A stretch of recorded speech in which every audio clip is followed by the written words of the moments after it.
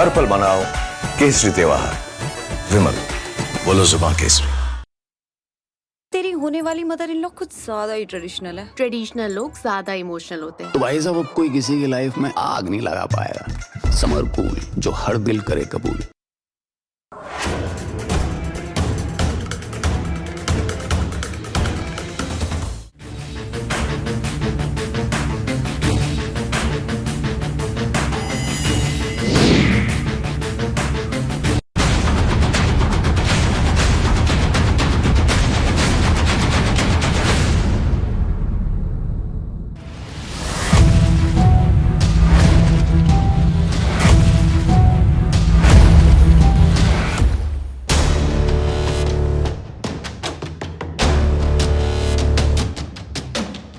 देश के हर गांव, हर शहर उठेगी खबरों की लहर। रोज होगी आपकी बात, जब मैं करूंगी देश की बात। आप देख रहे हैं के न्यूज, खबरों का सारथी।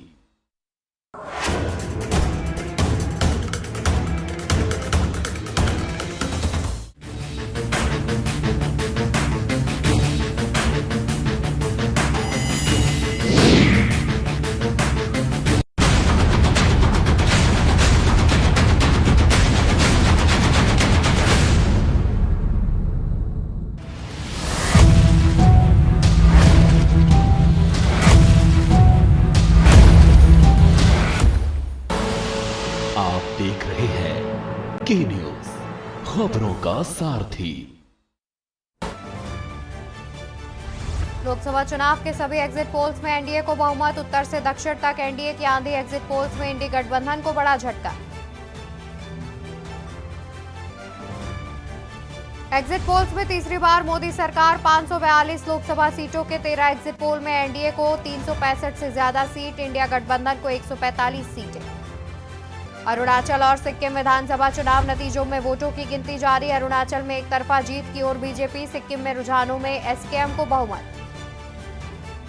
सीएम केजरीवाल आज वापस जाएंगे तिहाड़ जेल। कोर्ट से नहीं मिली केजरीवाल को राहत। प्रचार के लिए 10 मई को 21 दिन तक मिली थी अंतरिम जमानत। दिल्ली अमृतसर रेल रूट पर ट्रेन हादसा। 2 मालगाड़ियों की टक्कर। एक मालगाड़ी का इंजन डिरेल होकर समर स्पेशल ट्रेन के इंजन से टकराया। 2 ट्रेन ड्राइवर हुए घायल। उत्तर भारत में प्रचंड गर्मी का तांडव जारी। यूपी के कानपुर के यूपी में 58 लाशों से पोस्टमार्टम हाउसफुल। काशी में अंतिम संस्कार के लिए लाशों की कतार। आप देख रहे हैं के न्यूज, खबरों का सारथी। नमस्कार, स्वागत है आपका लाइव न्यूज में। मैं हूं आपके साथ अवंतिका अवस्थी। रुक करते हैं आज की तमाम बड़ी खबरों की ओर, जहां रुझानों में एसकेएम सरकार को प्रचंड जीत। सिक्किम में एक बार फिर एसकेएम सरकार। सिक्किम में एक बार फिर एसकेएम सरकार। अरुणाचल विधानसभा चुनाव के रुझान आए सामने। बीजेपी बहुमत के बेहद करीब। अरुणाचल विधानसभा चुनाव के रुझान आए सामने। बीजेपी बहुमत के बेहद करीब। बीजेपी 29 सीटों पर आगे। एनपीपी 5 सीटों पर आगे। खबर आपको बता दें, जहां पर रुझानों में एसकेएम सरकार को प्रचंड जीत।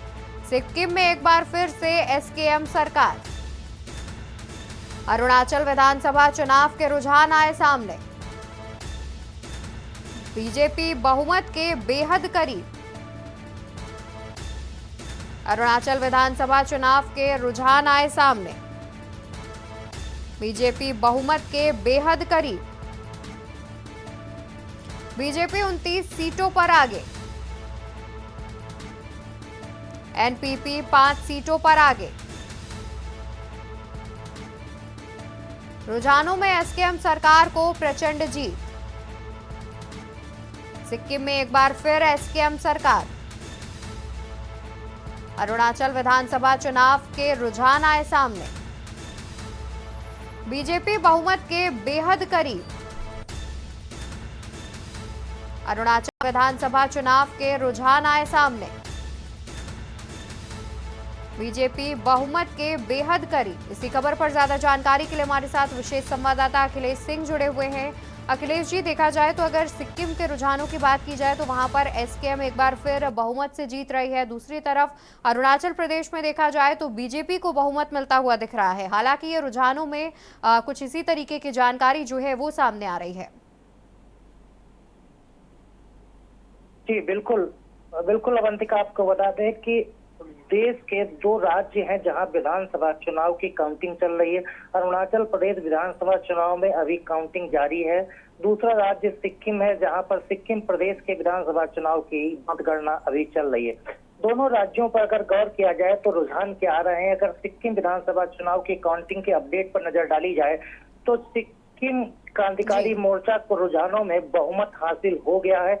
कुल 32 विधानसभा की जो सीटें हैं सिक्किम में, उनमें से करीब 31 पर सिक्किम क्रांतिकारी मोर्चा आगे चल रहा है। तो सिक्किम क्रांतिकारी मोर्चा को करीब 31 सीटें मिल रही हैं, तो वहां पर बढ़त बनी हुई है, बहुमत उसको प्राप्त हो गया। नजर डाली जाए तो वहां पर चुनाव काउंटिंग अपडेट सामने जो आ रहे हैं उनके आंकड़ों में अरुणाचल प्रदेश में कुल 60 सीटें हैं, जहां पर भारतीय जनता पार्टी 10 सीटें तो निर्विरोध ही जीत चुकी थी और उसके बाद बाकी सीटों पर उसने बढ़त बनाते हुए करीब भारतीय जनता पार्टी इस समय अब तक के मिले रुझानों के मद्देनजर 31 सीटों पर वो आगे चल रही है। तो इस लिहाज से देखा जाए तो भारतीय जनता पार्टी को इस समय दोनों अपडेट को देखा जाता है। सिक्किम में सिक्किम क्रांतिकारी मोर्चा आगे बढ़त बनाए हुए और वहां सरकार बनाने जा रहा है, पूर्ण बहुमत मिल गया है। और अरुणाचल प्रदेश में भारतीय जनता पार्टी सरकार, क्योंकि अभी भारतीय जनता पार्टी की अरुणाचल प्रदेश सरकार है, वर्तमान में मुख्यमंत्री पेमा खांडू हैं। एक बार उनकी अब फिर भारतीय जनता पार्टी ने वहां अच्छा चुनाव किया है, अच्छी सीटों के साथ भारतीय जनता पार्टी जीत रही है।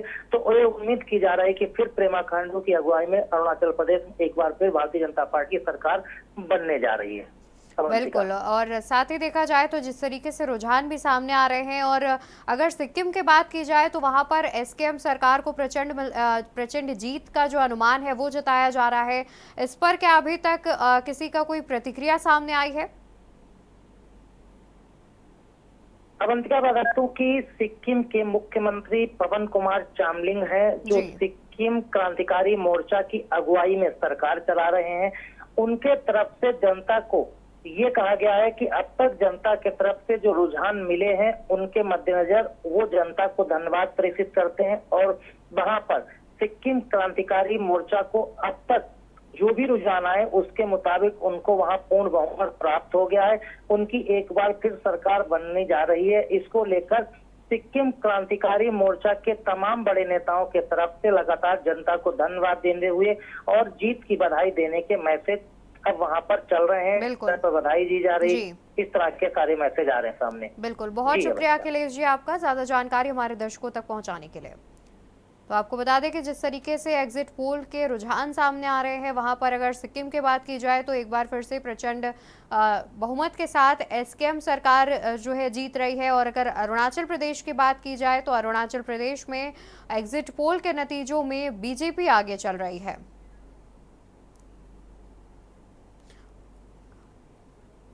और ये तस्वीरें गंगटोक से सामने आ रही हैं, जहां पर वोटों की गिनती की जो शुरुआत है वो हो चुकी है।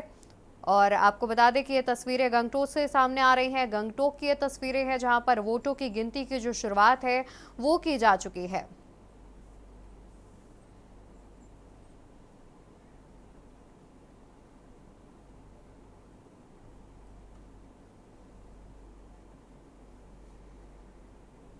और वहीं इंडिया गठबंधन के नेता आज चुनाव आयोग से मिलेंगे। बैलेट वोटों की गिनती पहले करने को लेकर होगी मुलाकात।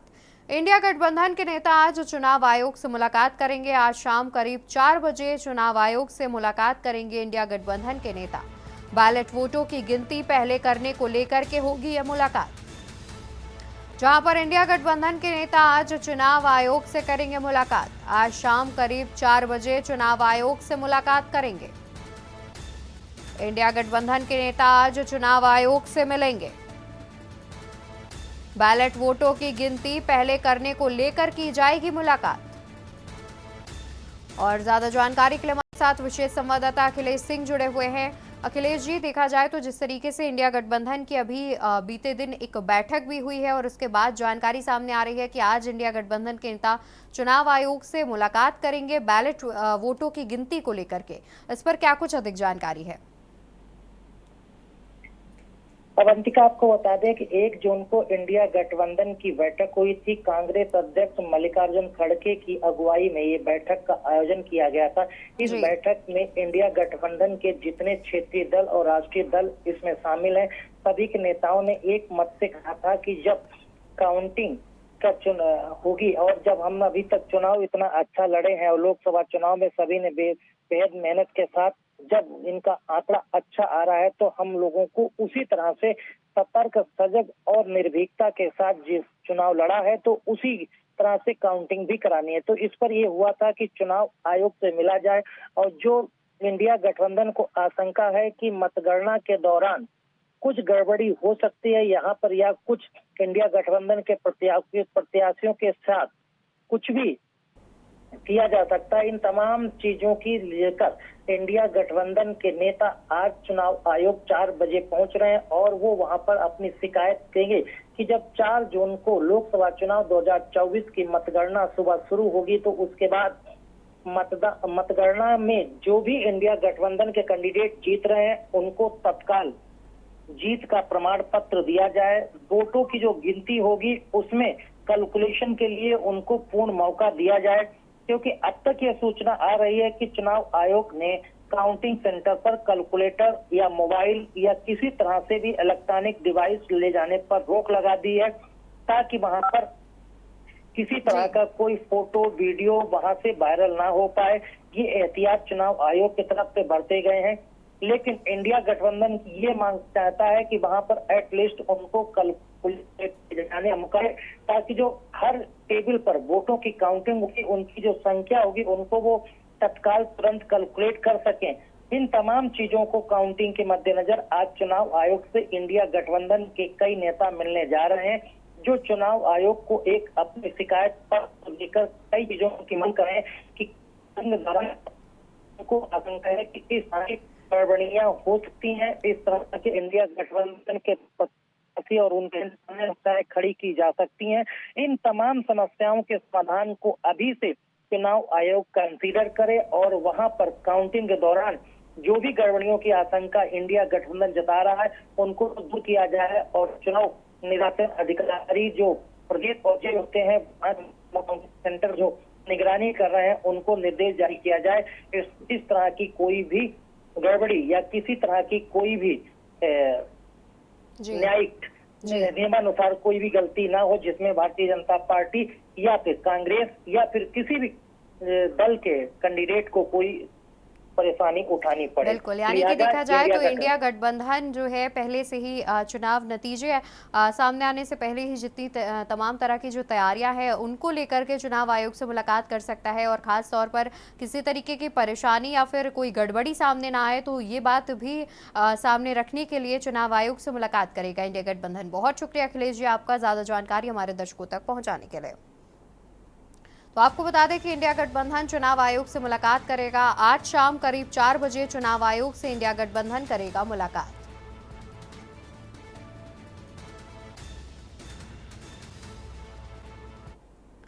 तो वहीं आपको बता दें कि दिल्ली सीएम की जमानत अवधि आज होगी समाप्त। सीएम केजरीवाल के तिहाड़ जेल में सरेंडर की सूचना। सीएम केजरीवाल अपने आवास से राजघाट जाएंगे।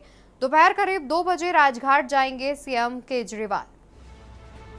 सीएम केजरीवाल के तिहाड़ जेल में सरेंडर की सूचना। सीएम केजरीवाल अपने आवास से जाएंगे राजघाट।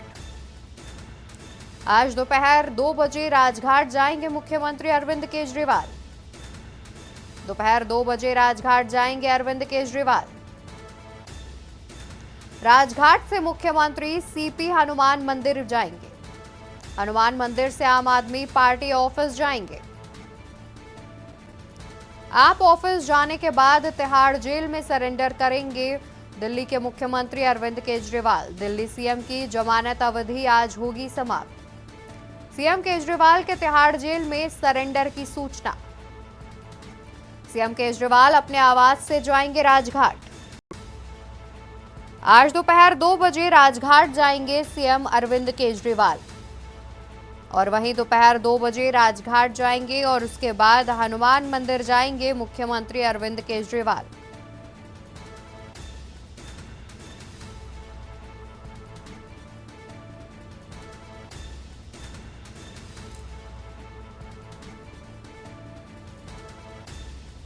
तो दिल्ली सीएम की जमानत अवधि आज समाप्त हो रही है। आज वापस से सरेंडर करेंगे मुख्यमंत्री अरविंद केजरीवाल। तिहाड़ जेल में सरेंडर की सूचना सामने आ रही है, जहां पर सीएम अरविंद केजरीवाल अपने आवास से राजघाट जाएंगे। दोपहर करीब 2 बजे राजघाट जाने की सूचना सामने आ रही है और उसके बाद हनुमान मंदिर जाएंगे मुख्यमंत्री अरविंद केजरीवाल।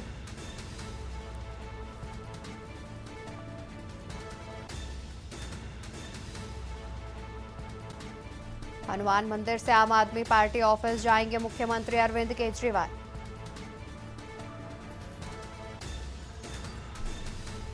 दिल्ली सीएम की जमानत अवधि आज होगी समाप्त। सीएम केजरीवाल के तिहाड़ जेल में सरेंडर की सूचना। और ज्यादा जानकारी के लिए हमारे साथ विशेष संवाददाता अखिलेश सिंह जुड़े हुए हैं। अखिलेश जी, देखा जाए तो आज मुख्यमंत्री अरविंद केजरीवाल के सरेंडर की बात सामने आ रही है और सरेंडर से पहले वो राजघाट जाएंगे और फिर हनुमान मंदिर जाएंगे और फिर उसके बाद आम आदमी पार्टी ऑफिस जाएंगे और फिर उसके बाद कहीं उनके सरेंडर की जो सूचना है वो सामने आ रही है।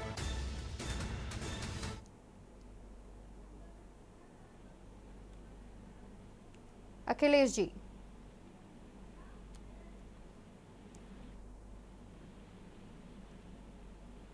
ठीक है, तो अखिलेश जी से हमारा संपर्क नहीं हो पा रहा है, दोबारा से उनसे जुड़ने का प्रयास करेंगे। आपको बता दें कि मुख्यमंत्री अरविंद केजरीवाल आज तिहाड़ जेल में सरेंडर करेंगे। 21 दिन की जमानत अवधि पर बाहर आए थे मुख्यमंत्री अरविंद केजरीवाल।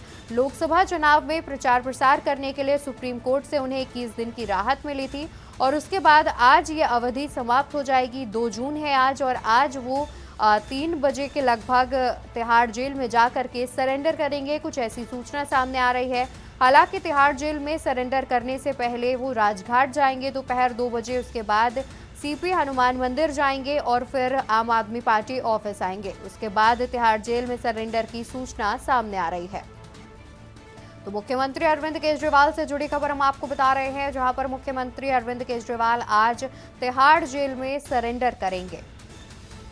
आज दोपहर 2 बजे राजघाट जाएंगे मुख्यमंत्री अरविंद केजरीवाल, उसके बाद सीपी हनुमान मंदिर जाएंगे और फिर उसके बाद आम आदमी पार्टी ऑफिस आएंगे और उसके बाद तिहाड़ जेल में सरेंडर की जो सूचना है वो सामने आ रही है। तो यानी कि सरेंडर से पहले का जो कार्यक्रम तय किया गया है उसमें पहले मुख्यमंत्री अरविंद केजरीवाल राजघाट जाएंगे, फिर हनुमान मंदिर जाएंगे और फिर उसके बाद आम आदमी पार्टी ऑफिस पहुंचेंगे।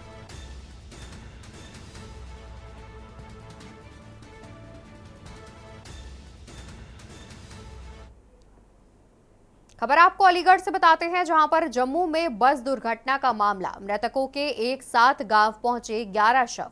11 मृतकों के शव एम्बुलेंस से देर रात पहुंचे गांव। सभी मृतकों का गांव के पास किया गया अंतिम संस्कार। तो अलीगढ़ से खबर हम आपको बता रहे हैं, जहां पर जम्मू में बस दुर्घटना का मामला। मृतकों के एक साथ गांव पहुंचे 11 शव। 11 मृतकों के शव एम्बुलेंस से देर रात गांव पहुंचे, जिसके बाद सभी मृतकों का गांव के पास अंतिम संस्कार कराया गया। मृतकों के एक साथ गांव पहुंचे 11 शव। 11 मृतकों के शव एम्बुलेंस से देर रात गांव पहुंचे। सभी मृतकों का गांव के पास किया गया अंतिम संस्कार। अलीगढ़ से खबर बता रहे हैं, जहां पर जम्मू में बस दुर्घटना का मामला। मृतकों के एक साथ गांव पहुंचे 11 शव। 11 मृतकों के शव एम्बुलेंस से देर रात पहुंचे गांव। सभी मृतकों का गांव के पास किया गया अंतिम संस्कार। इसी खबर पर ज्यादा जानकारी के लिए हमारे साथ संवाददाता अनिल मीणा जुड़े हुए हैं। अनिल, देखा जाए तो जिस तरीके से जानकारी सामने आ रही है कि जो सभी 11 शव अलीगढ़ पहुंचे थे उनका अंतिम संस्कार करा दिया गया है, क्या कुछ अधिक जानकारी है? जी देखिए, मैं आपको बता दूं, जम्मू के अखनूर में जिस तरह से बहुत ही भयानक सड़क दुर्घटना हुई थी, तो उसको लेकर जिस तरह से लगातार जनपद अलीगढ़ के जो अधिकारियों के द्वारा प्रयास किए जा रहे हैं, वो जम्मू के अधिकारियों के लगातार संपर्क में थे। अगर तो बात की जाए, कल 5:30 बजे जम्मू से अंडमान जो एक्सप्रेस है उसके माध्यम से मथुरा जंक्शन पर जो ट्रेन आई है, उसमें 11 शव और उनके साथ में 11 लोग जो वहाँ घायल थे वो उनके लिए लाया गया था। और लाने के बाद में तमाम जो अगर एडीएम स्तर के जो तमाम अधिकारी थे वहाँ जंक्शन पर मौजूद थे, उनके लिए उनके जो अलीगढ़ जनपद की जो तहसील इगलास है उसके जो नया गांव है वहाँ सबों को लाया गया। लाने के बाद में जो 11 सब एक साथ गाँव में आए थे, और एक साथ गाँव में आने के लिए पूरे गाँव में चारों तरफ से चीख पुकार की आवाज सुनाई दे रही है। और तमाम अगर प्रशासन के अधिकारियों की आंखों में भी आंसू, उस मंजर को देखकर आंसू आने लगे। अगर बात की जाए तो और जो दूसरी झेलम एक्सप्रेस है उसके बाद एक सब और करीब 26 जो घायल लोग थे उनको भी लाया गया, जिनके लिए जिला प्रशासन की तरफ से पूरी व्यवस्था की गई थी। वहाँ तमाम एम्बुलेंस मौजूद थी और तमाम एम्बुलेंसों के द्वारा भी उन जो घायल थे उनको भी वहीं गांव में लाया गया था। अगर बात की जाए तो और जो इंगलास तहसील क्षेत्र का जो नया गांव है, जिस तरह से उस 11 जब सब एक जगह मौजूद थे और जब एक साथ ही उनकी जब दाह संस्कार किया जा रहा था, तो तमाम जो अगर बात की जाए उस नया गाँव के साथ साथ जो क्षेत्र के तमाम लोग थे और गाँव के भी लोग थे वहाँ मौजूद थे, तो उसमें तमाम लोगों की आंखों में जिस तरह से जो एक मातम सा छाया हुआ था, तब प्रत्येक की जो आंखें नम थी और अधिकारी से लेकर चाहे किसी तरह का कोई भी व्यक्ति हो, सभी की आंखें पूरी तरह से झुकी हुई थी। और तब यही लोग सबके जीवन पे यही नाम तक परमात्मा ने ये ऐसा कौन सा दिन दिखाया है जिससे कि आज एक साथ गांव में अगर 12 समूह की जो दाह संस्कार किया जा रहा था, तो उसको लेकर अगर बात की जाए प्रशासन की जो डीएम थे, उन्होंने डीएम लगातार जो विशाख सिंह वो भी वहाँ मौके पर पहुंचे थे। वो जिस समय दाह संस्कार किया जा रहा था वहाँ वो मौजूद थे और उन्होंने तमाम जो परिजन थे उनको सांत्वना दी है। सांत्वना देने के साथ साथ उन्होंने जो कहा है कि जो जितने भी परिजन है उनके लिए प्रशासन की तरफ से हर संभव मदद दी जाएगी। अगर बात की जाए केंद्र सरकार की तरफ से, हालांकि बताया जा रहा है कि 2 लाख रुपए के मुआवजे की बात की है। हालांकि जो डीएम है जनपद अलीगढ़ के उनका जो विशाख सिंह, उनका कहना है उत्तर प्रदेश सरकार की तरफ से जो कृषक बीमा है वो पूरे तमाम जो मृतक हैं उनके लिए बीमा दिलाया जाएगा, जो और सहायता राशि है सरकार की तरफ से वो दिया जाएगी। और जो घायल जो 26 लोग हैं उनके तमाम वहाँ खाने पीने की व्यवस्था की गई है। हालांकि जो डीएम उन्होंने ये कहा है कि जो अलीगढ़ के जो सीएम है उनकी निगरानी में तमाम जो घायल 26 लोग हैं उनका इलाज किया जाएगा। और बिल्कुल, यानी कि अनिल देखा जाए तो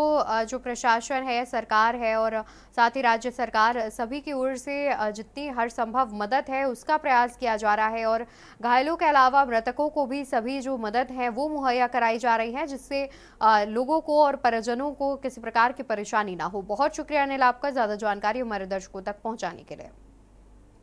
तो अलीगढ़ से खबर हम आपको बता रहे थे, जहां पर जम्मू के बस दुर्घटना में मृतकों के जो शव है वो अलीगढ़ वापस लाए गए हैं। देर रात ये शव गांव पहुंचे और जिसके बाद गांव में मातम पसर गया, चीख पुकार मच गई।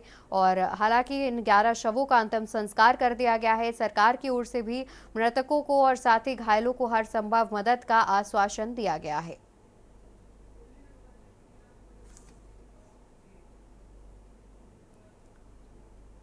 इसी बीच दिल्ली से बड़ी खबर सामने आ रही है। बड़ी खबर हम आपको बताते हैं, जहां पर सिक्किम विधानसभा चुनाव काउंटिंग में बड़ा अपडेट सामने आ रहा है। एसकेएम यानी सिक्किम क्रांतिकारी मोर्चा को बहुमत। एसकेएम को रुझानों में बहुमत।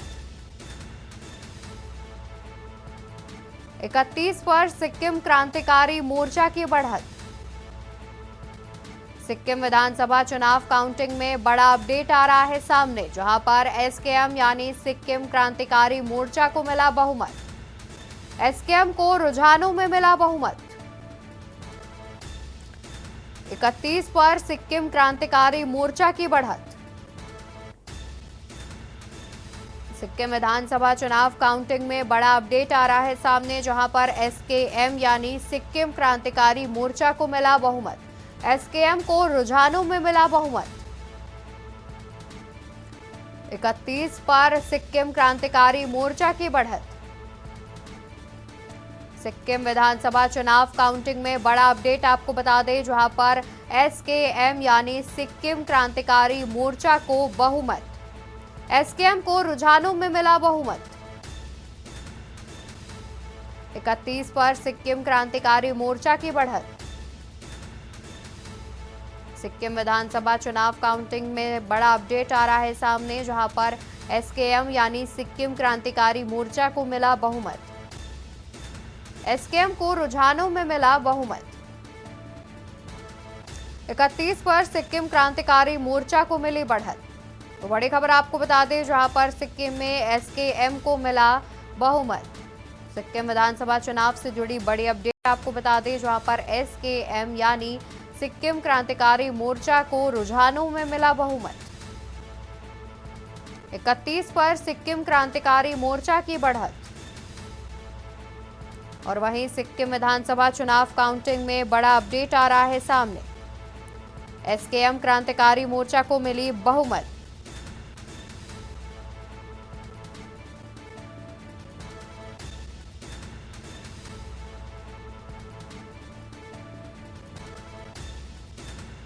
सिक्किम विधानसभा चुनाव काउंटिंग में बड़ा अपडेट हम आपको बता दें, जहां पर एसकेएम यानी सिक्किम क्रांतिकारी मोर्चा को बहुमत।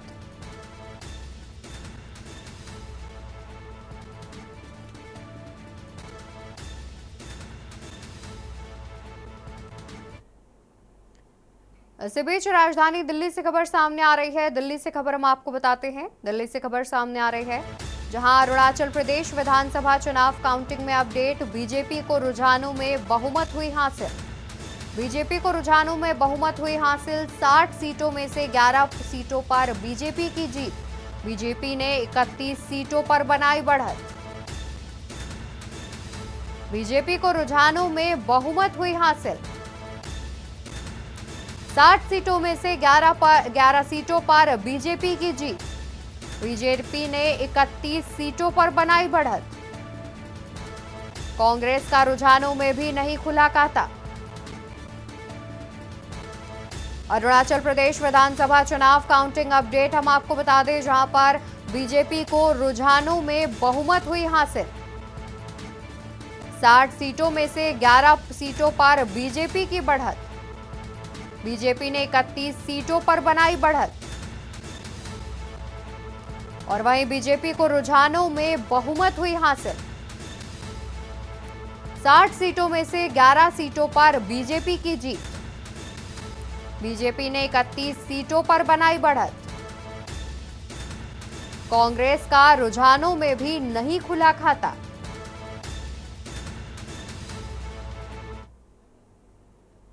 खबर आपको बता दें, जहां पर 5 रुपए से 25 रुपए तक बढ़ा टोल टैक्स। टोल टैक्स बढ़ने से वाहन चालकों की जेब पर पड़ेगा अब असर।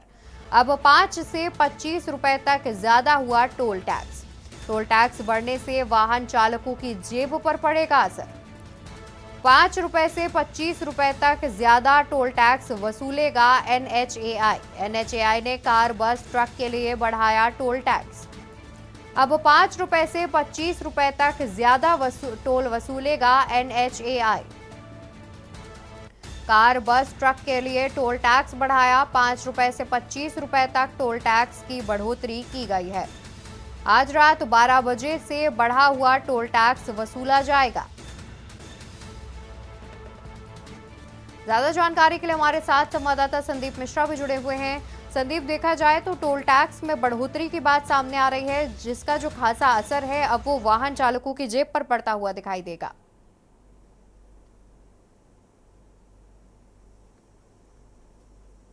बिल्कुल, देखिए वाहन चालक ही नहीं सभी की जेब पे भी पड़ता हुआ नजर आएगा, क्योंकि हर व्यक्ति जो है आज की डेट में कहीं ना कहीं बाहर घूमने जाता है। और ये इस समय गर्मी का मौसम चल रहा है, समर वेकेशन है, बच्चों की छुट्टी चल रही है, तो कोई अब हर परिवार जो है कहीं ना कहीं घूमने के लिए जाता है। लेकिन अब जो है आज रात 12 बजे से ये टोल जो है वो लागू कर दिया जाएगा, नियम लागू हो जाएगा। यानी कि 5 रुपए से लेकर के 25 रुपए तक इसको बढ़ोतरी की गई है। तो ये एक बड़ा लोगों की जेब पे जो है असर पड़ने वाला है, क्योंकि कहीं ना कहीं आज के समय में अगर जो लोग जो है लखनऊ से बनारस भी जाते हैं तो 4 टोल उनको पड़ते हैं, तो कहीं ना कहीं उसका असर भी देखने को मिलेगा। इसके साथ साथ अगर व्यक्ति दिल्ली जाता है तो निश्चित तौर पे आगरा एक्सप्रेस से जाएगा तो कई टोल वहां पे देखने को मिल सकते हैं। तो ये माना जा रहा है कि इस बार जो है जो 5 रुपए से लेकर के 25 रुपए तक जो बढ़ोतरी की गई है टोल में, NHAI जो है इसका वसूली करेगा। तो ये एक बड़ी जो है लोगों की जेब से जो है पैसा कटता हुआ नजर आएगा। हालांकि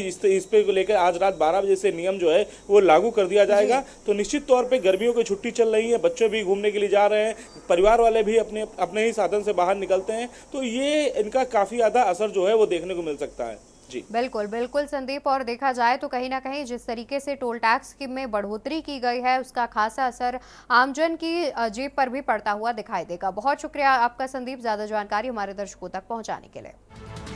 खबर हम आपको बता दें, जहां पर 5 रुपए से 25 रुपए तक का टोल टैक्स बढ़ा दिया गया है। अब NHAI आज रात 12 बजे के बाद से बढ़ा हुआ टोल टैक्स वसूला जाएगा। और यहाँ रुकेंगे एक छोटे से ब्रेक के लिए, जल्द हाजिर होंगे अन्य खबरों के साथ। आप देख रहे हैं के न्यूज, खबरों का साथ। ब्रेक के बाद एक बार फिर से आप सभी का स्वागत है लाइव न्यूज में। बात करेंगे लखनऊ की, जहां पर सरकारी स्कॉलरशिप घोटाला करने का मामला सामने आया। घोटाले में काले धन को सफेद भी किया गया था। चेयरमैन शिवम गुप्ता के खिलाफ सप्लीमेंट्री चार्जशीट दाखिल की गई है। सप्लीमेंट्री चार्जशीट पर ईडी कोर्ट ने लिया है संज्ञान। फर्जी एडमिशन दिखाकर करीब 100 करोड़ रुपए हड़पे गए थे। ईडी ने आरोपी की 5.76 करोड़ रुपए की संपत्ति अटैच की।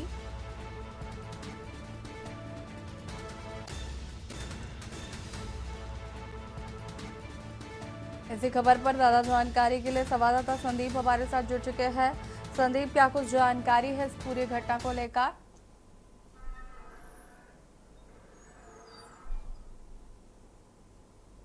देखिए, doctor OP Gupta institute of technology में है, जिसके जो चेयरमैन है वो शिवम दुबे हैं। उनके खिलाफ जो है जांच जो है वो की गई है, यानी कि कहीं ना कहीं उस जांच में वो दोषी पाए गए थे और उनके खिलाफ ईडी ने लगातार जो है इस पे जो है रिपोर्ट जो है वो तय की है। तो यानी कि 5 करोड़ 76 लाख के आसपास ईडी ने इसकी जो है पूरी जो रिपोर्ट है वो सौंपी है और इसको जो है सील कर दिया गया है। यानी कि बच्चों में जो छात्रवृत्ति थी उस छात्रवृत्ति में कहीं ना कहीं घोटाला देखने को मिला है। यानी कि साफ है कि जिस तरीके से उन बच्चों के फर्जी तरीके से जो है प्रमाण पत्र और ये बना करके जो है उसको लगाया गया था, उसके बाद से इस पे जो है कार्रवाई की गई है। यानी कि किसी न किसी तरीके से छात्रवृत्ति ये जो घोटाला है ये पूरी तरीके से और देखने को मिला है। क्योंकि जिस तरीके से शिवम दुबे की अगर हम बात करते हैं तो शिवम का नाम जो है क्योंकि चेयरमैन है और इसके साथ ही साथ में जो बच्चों का जो गलत तरीके से जो कागज जो है पेपर है वो लगाया गया है। उस पेपर लगाने के बाद से जो है उस पे जो उनकी छात्रवृत्ति आती है उसको दूसरे अकाउंट में कन्वर्ट कराया गया है, जिसके बाद ये जांच जो है शुरू होती है। कहीं ना कहीं जब ये घोटाला खुलता है तो बड़ा घोटाला सामने निकल के आता है। फिलहाल 5 करोड़ 76 लाख के आसपास की जो उनकी संपत्ति है उसको जो है ईडी ने सील कर दिया है, यानी कि अटैच कर दिया है और इसके साथ ही साथ में और भी उनकी संपत्तियों की जांच जो है वो कर रही है। इसके साथ ही साथ में कौन कौन से दस्तावेज लगाए गए थे, कितने बच्चों का जो है पैसा अब तक जो है इस इंस्टीट्यूट ने गबन किया है, पूरी जांच जो है लगातार अब जो है ईडी करती हुई नजर आ रही है। जी बिल्कुल संदीप, शुक्रिया आपका जानकारी साझा करने के लिए। और बता दें कि चेयरमैन शिवम गुप्ता के खिलाफ सप्लीमेंट्री चार्जशीट दाखिल की गई है। सप्लीमेंट्री चार्जशीट पर ईडी ने लिया संज्ञान।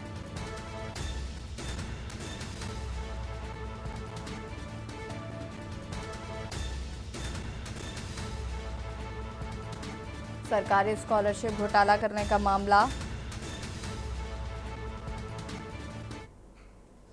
लखनऊ से खबर आपको बता देते हैं, जहां पर भीषण गर्मी और लू को लेकर निर्देश, सभी मंडी और थोक बाजार रहेंगे बंद। और इसी बीच आपको लखनऊ से एक और खबर बता देते हैं, नगर निगम की महिला कर्मचारियों ने खोली पोल।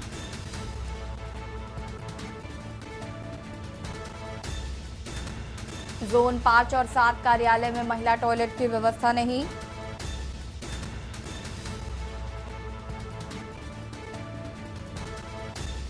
नगर निगम के जोनल कार्यालय में ब्रेस्ट फीडिंग सेंटर भी नहीं।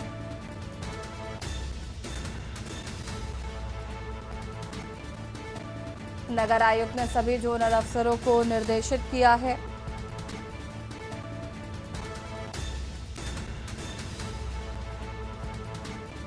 नगर आयुक्त ने सभी जोनल अफसरों को दिए निर्देश। टॉयलेट और ब्रेस्ट फीडिंग सेंटर का जल्द प्रस्ताव देने के निर्देश। और इसी खबर पर ज्यादा जानकारी के लिए संवाददाता कौशलेंद्र हमारे साथ जुड़ चुके हैं। कौशलेंद्र, क्या कुछ जानकारी है इस पूरे मामले को लेकर?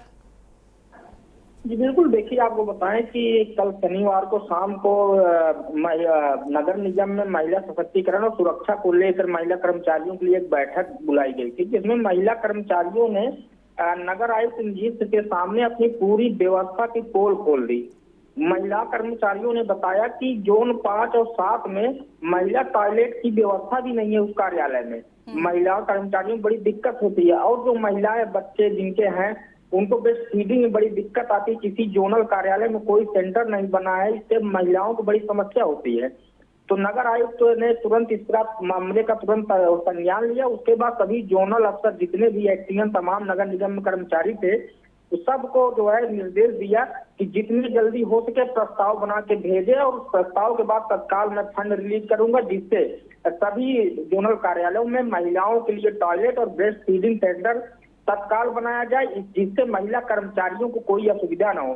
देखिए, महिला सशक्तिकरण की बात हर विभागों तमाम सरकारें भी करती रहती हैं, लेकिन यही नगर निगम में जब बेहाल स्थिति महिलाओं एकदम ऊब गई थी महिला कर्मचारियों ने, तो उन्होंने अपना मुंह खोला। उसके बाद नगर आयुक्त के सामने सभी कर्मचारियों के पूरे जो जोनल अधिकारी हैं उनकी सबकी पोल खोल दी। शुक्रिया आपका कौशलेंद्र, तमाम जानकारी देने के लिए, और बने रहिएगा हमारे साथ, और भी अपडेट आपसे लेंगे। नगर निगम के जोनल अधिकारी से की गई शिकायत, नगर आयुक्त के सामने महिला कर्मियों ने उठाया मुद्दा।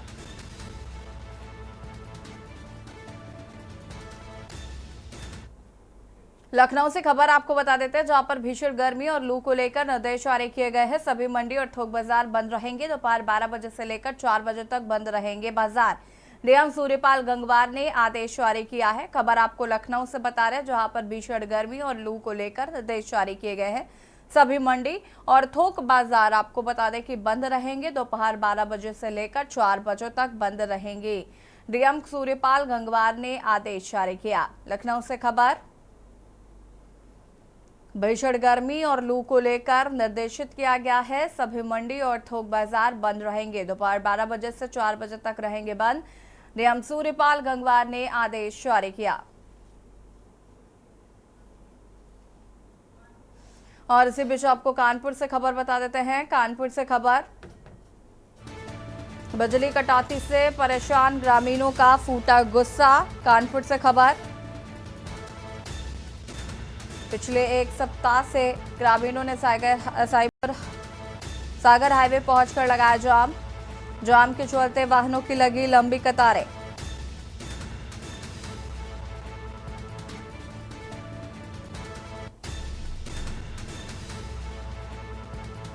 बिजली विभाग के अधिकारियों ने दिया आश्वासन।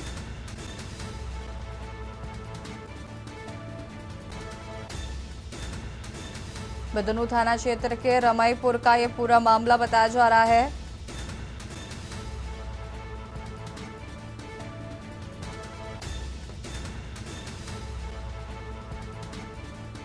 ग्रामीणों ने सागर हाईवे पहुंचकर लगाया जाम के चलते वाहनों का लगा जाम के चलते वाहनों की लगी लंबी कतारें। बिजली विभाग के अधिकारियों ने, पुलिस ने ग्रामीणों को शांत कराते हुए खुलवाया जाम। बदनू थाना क्षेत्र के रमईपुर का यह पूरा मामला बताया जा रहा है।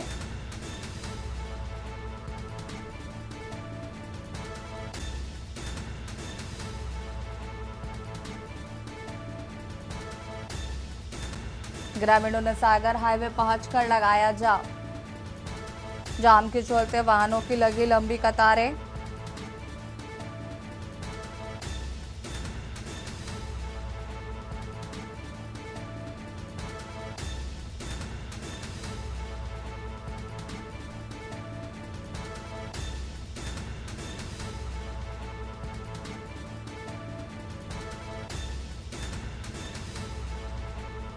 बिजली कटौती से परेशान ग्रामीणों का फूटा गुस्सा। प्रशासन ने मौके पर पहुंचकर समझा बुझाकर जाम खुलवाया। और इसी खबर पर ज्यादा जानकारी के लिए संवाददाता अंकुर शुक्ला हमारे साथ जुड़ चुके हैं। अंकुर, क्या कुछ जानकारी इस पूरे मामले को लेकर? जी बिल्कुल, मैं बताना चाहूंगा, ये बिधनू थाना क्षेत्र का रमईपुर एरिया है। यहाँ पर ग्रामीणों ने कानपुर सागर जो राजमार्ग है उसमें जाम लगा दिया था। बिजली ना आने के चलते कई दिनों से ग्रामीण परेशान थे, उनको लगातार बिजली नहीं मिल पा रही थी, बिजली कटौती हो रही थी और अभी पिछले कुछ घंटों से बिल्कुल भी बिजली नहीं मिली थी, जिससे त्रस्त आकर के तंग आकर के ग्रामीण धरने पर बैठ गए थे और सड़क जाम कर दिया था। और हालांकि प्रशासन के और बिजली विभाग के अधिकारी वहां पर पहुंचे और ग्रामीणों को समझाया है और समझाने के बाद में उनको आश्वासन दिया है कि बिजली कटौती अब नहीं होगी। जी ठीक है, शुक्रिया आपका जानकारी साझा करने के लिए। बिजली विभाग के अधिकारियों ने दिया आश्वासन। इसके बाद इस जाम को खुलवाया गया है।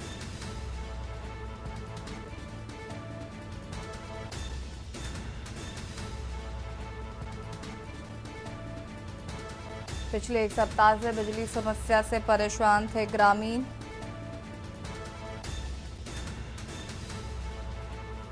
जाम के चलते वाहनों की लगी लंबी कतारें।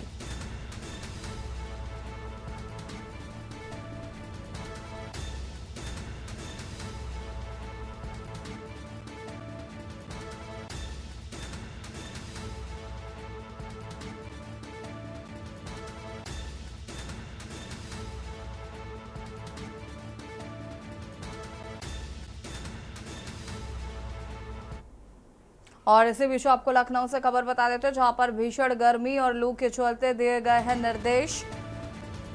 सभी मंडी और बाजार रहेंगे बंद।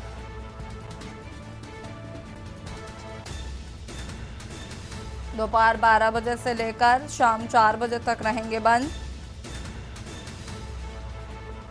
डीएम सूर्यपाल गंगवार ने निर्देश जारी किए हैं।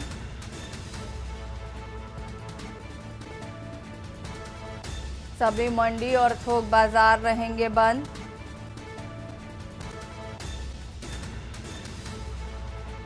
डीएम सूर्यपाल गंगवार ने आदेश जारी किया।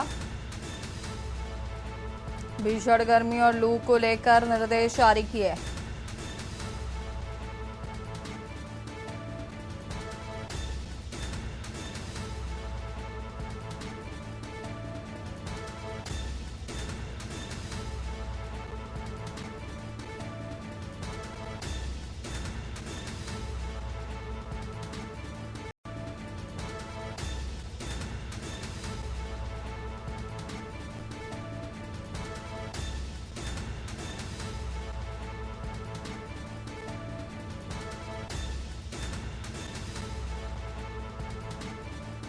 भीषण गर्मी और लू को लेकर निर्देश दिए गए हैं। सभी मंडी और थोक बाजार रहेंगे बंद।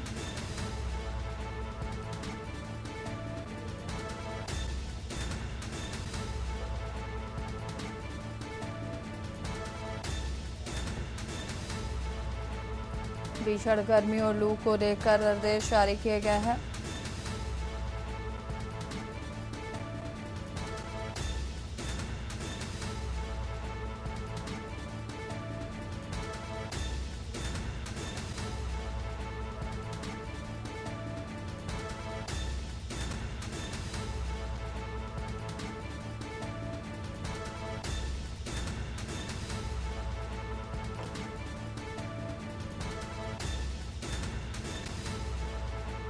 और इसी खबर पर ज्यादा जानकारी के लिए संवाददाता कौशलेंद्र हमारे साथ जुड़ चुके। कौशलेंद्र, क्या कुछ जानकारी है?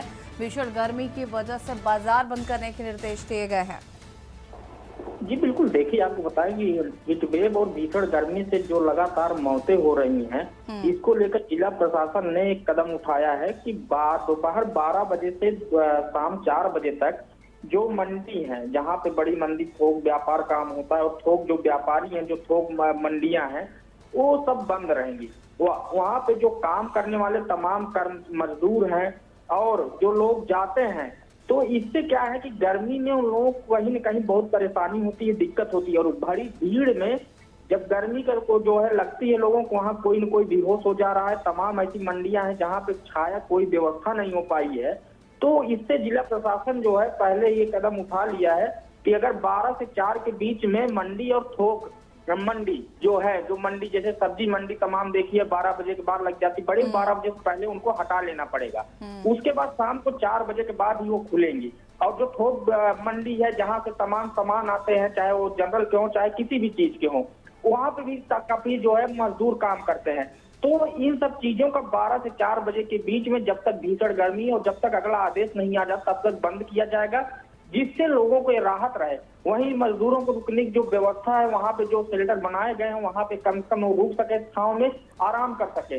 लेकिन जब काम होता रहता था तो उनको धूप में, चाहे वो लोडिंग का काम हो या अनलोडिंग का काम हो, तो ये सब तमाम काम उनको करना पड़ता था और परेशानियों का सामना करना पड़ता था। और जो लगातार भीषण गर्मी पड़ रही है, अचानक से देखिए जो हीट वेव है, लोगों की जो बेहोशी और मौत का जो कारण बन रही है, इसको लेकर जिला प्रशासन और डीएम सूर्यपाल गंगवार ने एक निर्देश दिया है कि कम से कम 12 से 4 के बीच में ये बंद रहनी चाहिए। बिल्कुल, शुक्रिया आपका जानकारी साझा करने के लिए। बता दें कि डीएम सूर्यपाल गंगवार ने आदेश किए जारी।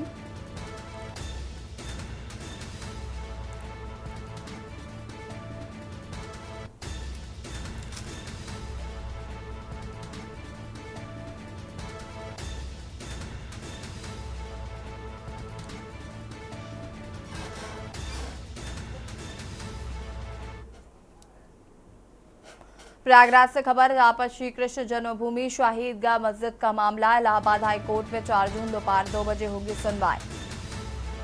न्यायमूर्ति मयंक कुमार जैन ने दिया आदेश।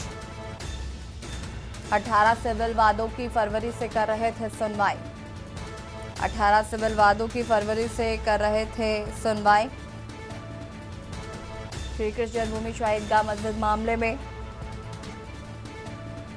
इलाहाबाद हाईकोर्ट में 4 जून दोपहर 2 बजे होगी सुनवाई।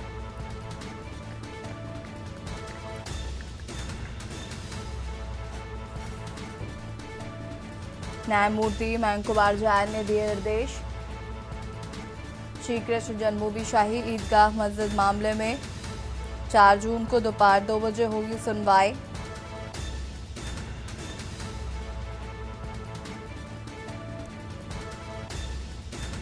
अठारह सिविल वादों की फरवरी से कर रहे थे सुनवाई।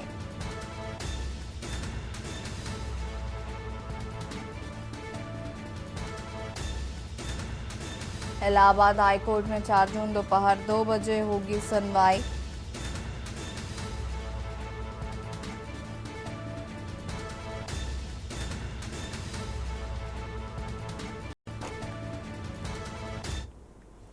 हमीरपुर से खबर, जहां पर करंट लगने से पोल के नीचे गिरा लाइनमैन। विद्युत लाइन सही करते समय लाइनमैन को लगा करंट। करंट लगने से पोल से नीचे गिरा लाइनमैन, साथ ही कर्मचारियों ने कराया नजदीकी अस्पताल में भर्ती। हमीरपुर जिला अस्पताल रेफर हुआ था लाइनमैन। बता दें कि जिला अस्पताल में इलाज के दौरान लाइनमैन की मौत हो गई थी। लाइनमैन की मौत से परिवार में मचा कोहराम। कुरारा थाना क्षेत्र के कसौली पूर्वा का ये पूरा मामला बताया जा रहा है।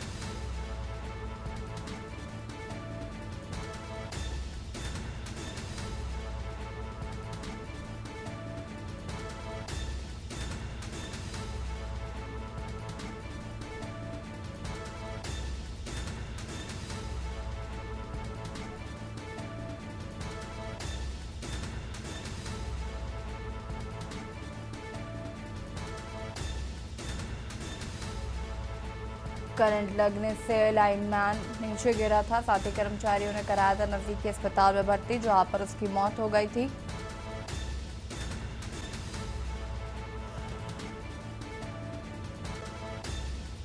इसी खबर पर ज्यादा जानकारी के लिए संवाददाता सिद्धार्थ हमारे साथ जुड़ चुके हैं। सिद्धार्थ, क्या कुछ जानकारी इस पूरे मामले को लेकर? जी बिल्कुल, आपको बता दूं कि पूरा मामला कुरारा थाना क्षेत्र के कुसौली पूर्वा गांव का है, जहां पर एक योगेंद्र नाम के थे जो संविदा कर्मचारी थे, लाइनमैन। उन्हें सूचना प्राप्त होती है कि पंप कैनाल की तरफ गई विद्युत लाइन में एक फॉल्ट हो गया, जिसको ठीक करने के लिए योगेंद्र अकेले ही चला जाता है। लाइनमैन जब खंबे पर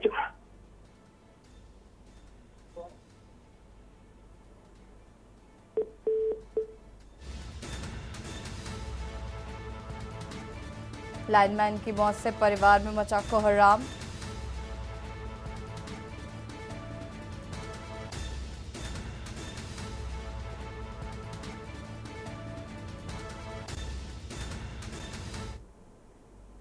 लोकसभा चुनाव 2024 खत्म हो चुका है, लेकिन ये चुनाव खास मुद्दों पर टिका रहा।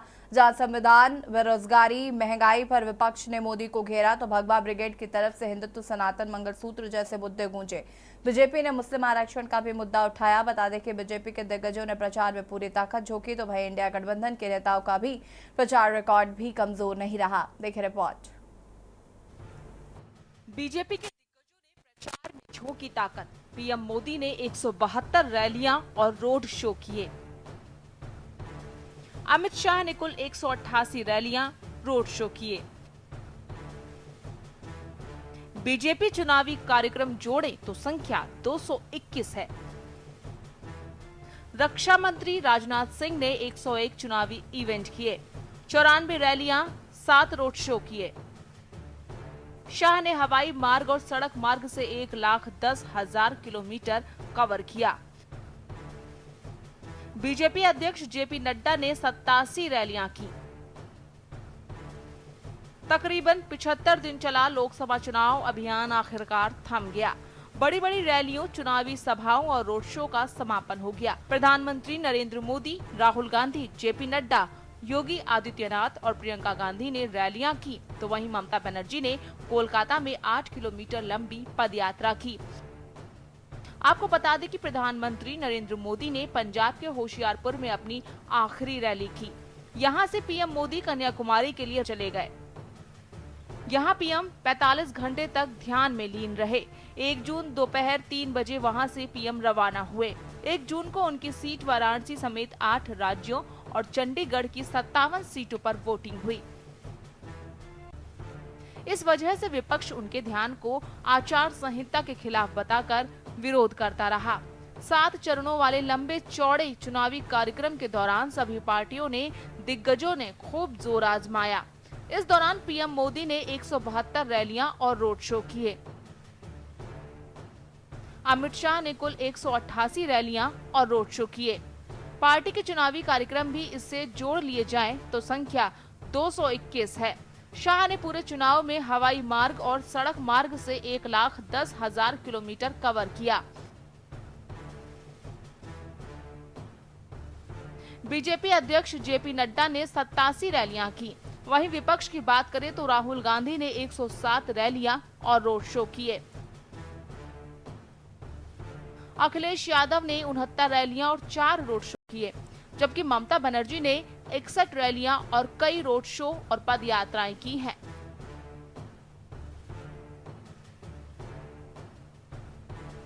इंडिया गठबंधन के नेताओं का प्रचार रिकॉर्ड। राहुल गांधी ने 107 रैलियां और रोड शो किए। अखिलेश यादव ने 69 रैलियां और 4 रोड शो किए। ममता बनर्जी ने 61 रैलियां और कई रोड शो किए, पदयात्राएं की। प्रियंका गांधी ने 108 से ज्यादा रैलियां, रोड शो किए। खड़गे ने 100 से ज्यादा रैलियां, 20 से ज्यादा प्रेस कॉन्फ्रेंस और 50 से ज्यादा इंटरव्यू दिए। वहीं कांग्रेस की बात करें तो राहुल गांधी, प्रियंका गांधी वाड्रा और मल्लिकार्जुन खड़गे में प्रियंका ने सबसे ज्यादा रैलियां, रोड शो और मीडिया से बातचीत की है। प्रियंका गांधी 108 से ज्यादा रैलियां और रोड शो किए, 100 मीडिया बाइट्स, टिक टैक और इंटरव्यू दिए, साथ ही 5 फुल प्रिंट्स इंटरव्यू दिए। वहीं खड़गे ने 100 से ज्यादा रैलियां, 20 से ज्यादा प्रेस कॉन्फ्रेंस और 50 से ज्यादा इंटरव्यू दिए। इस बार नहीं है तो नहीं हुआ है।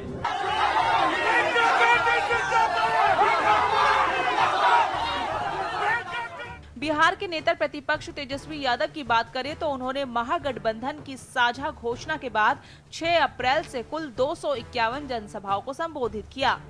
आपको बता दें कि इंडिया गठबंधन की जीत का पूरा भरोसा है और उसकी तरफ से बयान आया है कि जीत के 48 घंटे के अंदर ही प्रधानमंत्री चुन लिया जाएगा। जयराम रमेश ने ये बात कही है। उन्होंने बताया कि सबसे ज्यादा सीट जीतने वाले दल का ही प्रधानमंत्री होगा। वहीं कांग्रेस अध्यक्ष मल्लिकार्जुन खड़गे ने भी 4 जून को लेकर बड़ा दावा किया है। उन्होंने दावा किया है कि इंडिया गठबंधन पूर्ण बहुमत से सरकार बनेगी। ये सरकार समावेशी, राष्ट्रवादी और विकास के मुद्दे पर चलेगी। उन्होंने कहा कि 4 जून को वैकल्पिक सरकार का जनादेश आएगा। उधर मतदान के 7 चरण के समापन के बाद बीजेपी अपने प्रदर्शन के आकलन में जुट गई है। बीजेपी आलाकमान ने देश भर में मिले फीडबैक के आधार पर उम्मीद है कि एक बार फिर मोदी सरकार बनने जा रही है।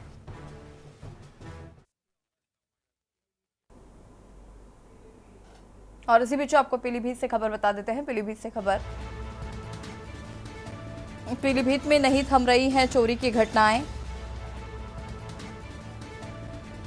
सर्राफा की दुकान में हुई चोरी, पूरी घटना सीसीटीवी कैमरे में हुई कैद।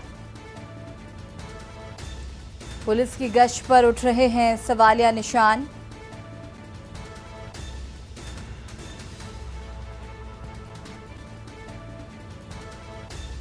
सीसीटीवी के आधार पर चोरों की तलाश में जुटी पुलिस।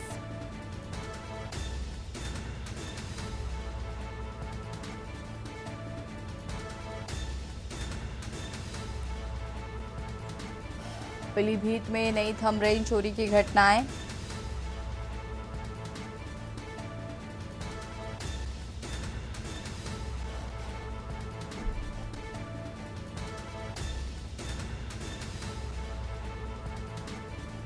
पुलिस की गश्त पर उठ रहे हैं सवालिया निशान।